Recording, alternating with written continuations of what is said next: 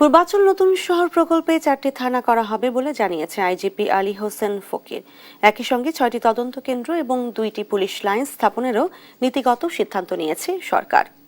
বুধবার সকালে পূর্বাচল নতুন শহর প্রকল্প এলাকায় বরগাঁও পুলিশ ক্যাম্প উদ্বোধন করে এ কথা জানান আইজিপি। বলেন, পূর্বাচলে আইন শৃঙ্খলা জোরদারে 3টি ডিসি অফিস এবং 41টি পুলিশ বক্স স্থাপনের কার্যক্রম চলছে।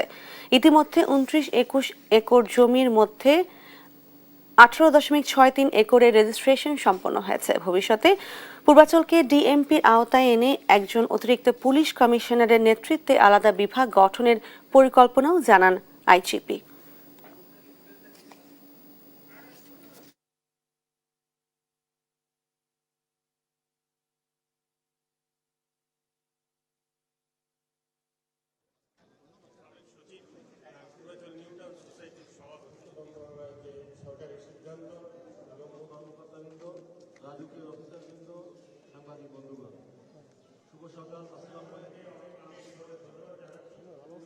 পূর্বাচল নতুন শহর প্রকল্প এলাকায় ডিএমপির সর্বমোট 4টি থানা, 6টি তদন্ত কেন্দ্র, 2টি পুলিশ লাইন স্থাপনের জন্য সরকার কর্তৃক নীতিগত সিদ্ধান্ত গৃহীত হয়েছে।